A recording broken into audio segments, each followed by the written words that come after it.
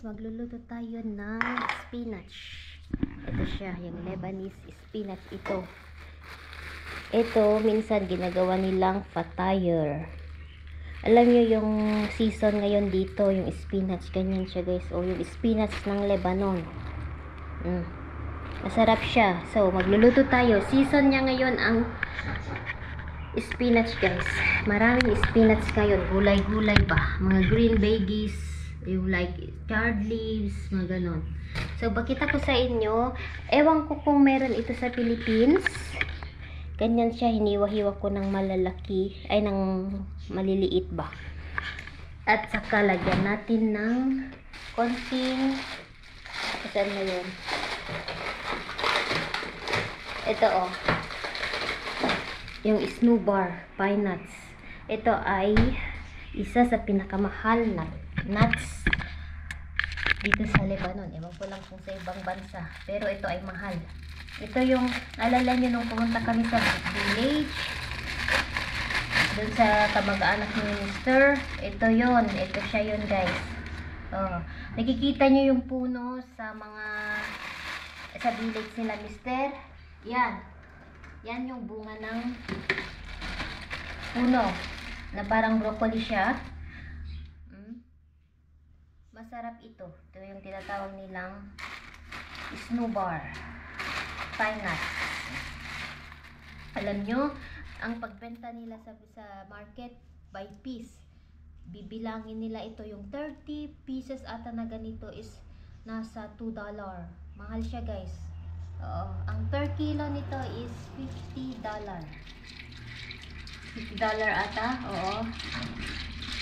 Basta mahal ito. Tinanong ko yung pinsan ni Mister, ang pagbenta nila is per kilo, $50 daw sa market. Tapos, kapag yung market naman, binebenta nila ito ng by piece. Dito sa malapit sa amin, may maliit na store. Pinilang ko talaga yung laman ng plastic. Na ano, nasa around $2 siya guys. Nasa 30 or 20, mga ganun lang. Maliit lang, mga ganito. Yung maliit na plastic ba? Yung parang paminta sa atin, tingi-tingi, ganon. May tingi-tingi din. So, ang gagawin ko ay ganito. Ipakita ko sa inyo, kahit hindi, wala ito sa Philippines, yung ipakita pa rin sa inyo guys. So, unahin natin itong onion.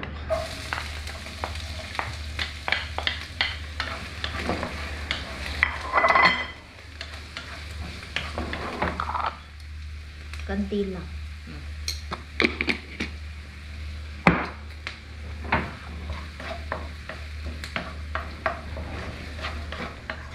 Ayan, nag-brown na yung ating onion.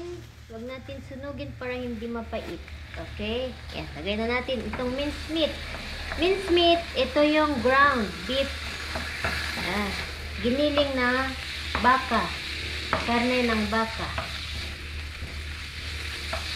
Tapos, pag okay na siya, mag-brown na, ilagay ko na itong snowbar. Ganun. Pwede din itong lutuin lang ba, yung parang ipainit muna ito, pero hindi. Ganito ang ano ko kasi. Ayaw ng mga bata yung mapait ba, yung sunog. So, lagay na natin. Yan, konti lang. Kasi ayaw ng mga bata ng maraming snowbar. Ito yung isang tawag nito, gamit ng snowbar, yung ano guys, pine nuts. Ihalo nila sa pagkain. Hinahalo din nila ito sa sweet, sa mga matatamis.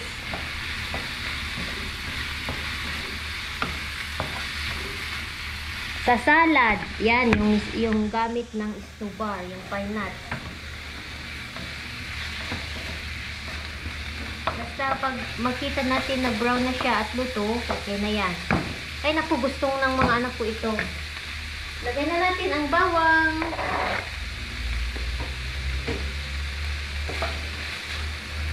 Okay. Ikain nila ito sa rice. Mga Lebanese guys, ito yung pagkain na kinakain nila sa rice. Ito siya. Lagay ko lahat ito. Konti lang kasi pag ano, Lagay ko lahat to, guys. Tignan nyo, mainit na naman siya. Yung alam nyo, umulan, tapos mainit. Mag-iiba na naman yung weather. Ay! Tunog.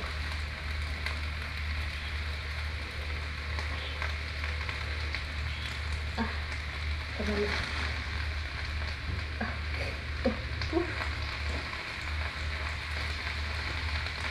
Okay.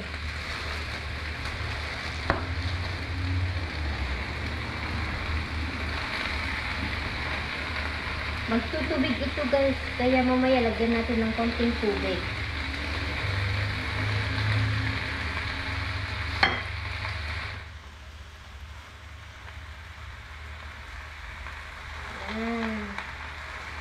Konti lang ang ilagay natin na tubig kasi mamaya lalagyan nila ito ng lemon. Ito, spinach. Maraming ano ngayon. Summer, mahal ito. Kasi bihira lang siya. Hindi tutubo. Ay, tawag ito. Bihira lang yung sa market na nagtitinda ng ganito. Okay. So, sangkad bundok. Pero maano to, guys. Bababa yan mamaya. Lagyan natin ng tubig. Ayan. Para hindi masunog sa baba. Okay. So, takpan natin. Ganon. Ganon lang, guys. So, dali lang. So, yung kanin na ang mamaya ang lulutuin ko. Hindi ako magsasalad kasi ito ay hindi kailangan ng salad. Okay. Yun. Dali lang. Hello, guys. Nakaluto na si Mami Laura. Ito na yung pang-lunch namin. Spinach. Yan. And then, ito yung rice with vermicelli. And nag-harvest ako ng papaya. Oh, thank God ulit. May na-harvest ulit ako. Ito ay ibibigay ko ito sa pari bukas. Pagpupunta ako sa church. Yan, 5 yung na-harvest ko. Ito lang yung hinog ngayon. Bigay natin sa pari natin dito. Bale, sa church namin, dito sa lugar namin, 4 ang pari. So, yung nakakausap ko is, may bago kasing isa, hindi ko pa yun nakausap. So, yung 2, sila yung parang pinakamataas na position sa church. So, ito, ibigay ko sa isa, tapos next day, ibigay ko naman yung isa. Lahat, bigyan natin sila ng papaya. Sabihin ko, galing sa tanim ko. Alam nyo kasi dito, ang napansin ko, hindi sila yung gaya sa atin na tumatanggap. Yung kumbaga sa atin ba na every mass, may offer tayong fruits, kung ano yung meron sa atin, bigas or ano, dito hindi. And then, dahil everyday na may misa dito, kapag offering, wala, hindi sila tumatanggap. Sunday lang sila nagtumatanggap, pero hindi yung gaya sa atin na lahat tayo magpila sa alam nyo, papunta sa altar para ibigay yung ialay natin. Hindi, money lang sa Sunday, alam nyo. And then, wala din po ako nakikita, ewan ko lang, na yung mga nagbibigay ng fruits, ganun sa pari. So, itry kong magbigay. Ewan ko kung tanggapin. Hi guys, katatapos lang namin kumain. Dito na yung 2. Hindi ko na na-vlog kasi lobat ako. Mama, yala to. Eat your food, yala. I wish it roses. Magic shower. Yeah, if you had water. Kiyan, yala, make a speech. Hindi sila nag-speech ngayon. If I was you, how I would do the speech? Show me. Give me. Yala, but try you make a speech. Eat first, Mama. May speech si Kiyan kasi parang yung alam nyo, tawag nito yung tatanungin sila ng principal, bakit deserve niya maging president. Tignan nyo yung sagot niya, guys. Yala. Oh, yeah. Okay. Yalla, show me. Yala. No, not this one. Yala. What is your speech?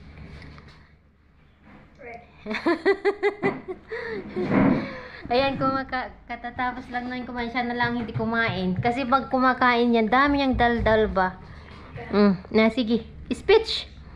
What's your speech, Kian, for... Dear classmates, friends. as you all know, I'm here for this position. Well, it's my pleasure to make things easy between us and the teachers. I will be happy to listen to all your demands and try to solve all our problems. I hope you will vote for me and I will never disappoint you. Thank you. Nice! Very simple speech. It is very easy now. Yala, tait na lakin. Bravo! Good. Nice speech, Mommy. Kakatuwa tong bata ba? Ano, eager ba? Ayun pa, tutuwa siya. Sa 10, gusto nila ng spinach. Itong lalaki, mas maano siya sa karne. Mas gusto niya. Si Cheyenne, medyo ano siya. Konti lang yung gusto niya. Naluto. Beefsteak solo. Gusto ni Cheyenne. Pero pag yung ihalo mo sa ganyan, ayaw niya. Ito lang, hinalo ko mincemeat. Okay pa. Gusto niya. Ayan. Lalakain, Mama. No. Sa 10. Hello, my taste is actually like, I feel it splitting. No, it's okay. Yala, 8 kilo hayda. Not jet. Yala, hide this one. Mommy, I am jet. Mommy, why you do the one? Sorry, baby. I feel my Yan, taste is splitting. thank God, nakakain na naman Mommy, kayo. I feel my Nakaluto taste na is naman. splitting. Bukas na naman, mag-isip ako kung anong lulutuin ko. Siguro kusa. You want kusa tomorrow? Maybe. Maybe. Maybe. Yala, kilak, eat, Mama. Yala. Stop playing kasi, anak. You Ganun. do with the baby. Yala. Finish na your food, habibi. Yala. I didn't want a whole pack of meat. Yala, finish. Yala. Mommy. Hello! Turn on the lights. Do I just click once? Yes. Gumagawa kami ng project ni Bunso. Ito ay yung landslide. Yes. Landslide 3D. Natural disaster. 3D, yes. So it's black and green. Dark green. And here are some paints and a sponge.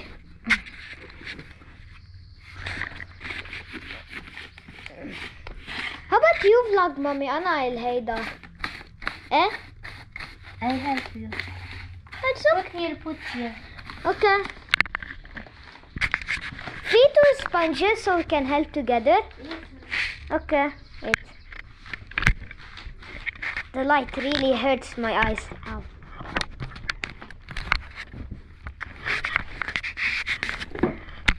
Oh. Okay. I'll cut the sponge. I cut the sponge. Okay.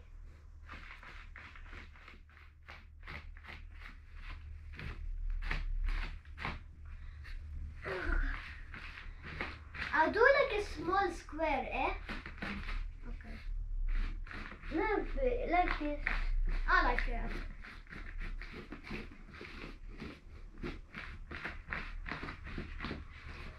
You say that if you want.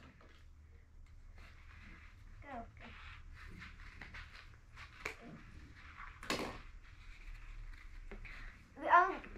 You do the top. I'll like try to cover the sides. Yeah.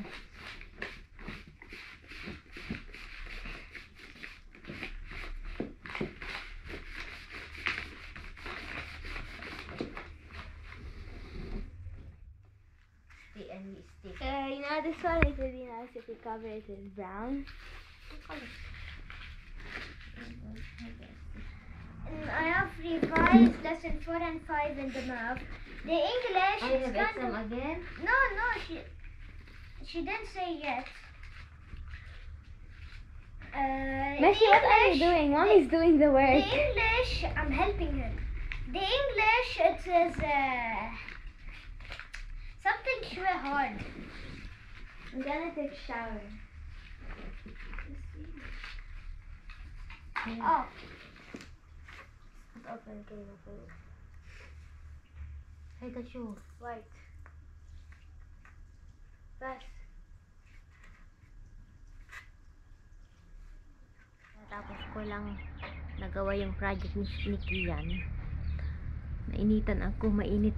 Alam nyo, yung weather ba, malamig at mainit. Kaya nag-t-shirt ako kasi pinapawisan ako after ako gumawa.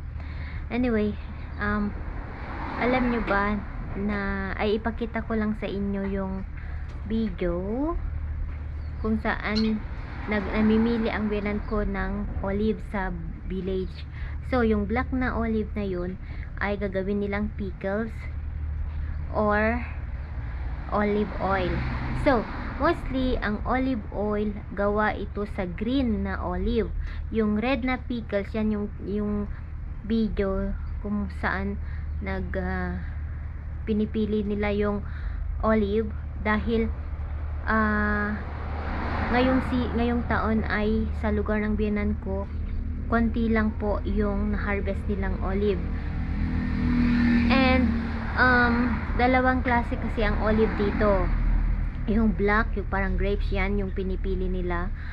And then yung tawag nito, yung green. So mostly yung green, yun yung pure na ginagawa nilang olive. So yan yung purple na ginagawa ng yung pinipili nila is yan yung pickles. Masarap siya. Or yung mga pang pizza ba, hinahalo nila sa pizza, hiwa-hiwain nila, gawing circle. Yan yung black na olive. So ngayon, sabi ng biyanan ko sa 100% nasa 40 lang ang okay. Yung 60, yun yung hindi okay. So, yun yung pinipili nilang sabon ay yung pinipili nilang olive na sira, hindi nila itatapon yun. Gagawin nilang sabon, yung olive soap. Mostly, yung mga, di ba sa atin, perla. Yung bar na rectangle, rectangle or square. Diba guys, yun sa atin perla na alam nyo, pwede sa white, pwede sa blue. And usually yung olives na sabon na yun yung gamit noong unang panahon. Until now, ginagamit nila. Halimbawa, pag may mancha ang damit, mabilis lang na tanggalin. Alam nyo, kung nasa village lang kami, marami akong i-share sa inyo. Paggawa ng sabon, gawa sa olive, yung olive oil. Ay naku, kung wala sanang gulo na nangyayari dito, ipapakita ko ngayong taon. Pero tapos na ang paggawa nila ng olive oil. So between October to November lang siya. Naka-harvest na din sila ng olive. Yun. So inshallah next year, kapag subaybayan nyo ulit kami, alam nyo, ipapakita ko sa inyo kung paano nila gawin ang olive oil dito sa Lebanon. Pure ang doon sa bundok ng asawa ko, pure ang olive oil nila. May parte naman dito sa Lebanon na iba yung lasa ng olives, hindi pare-parehas. Kaya sa atin, yung pineapple, di ba? May place sa atin na masarap yung lasa ng pineapple. Pero pag sa mga sa Cagayan, iba yung lasa nila.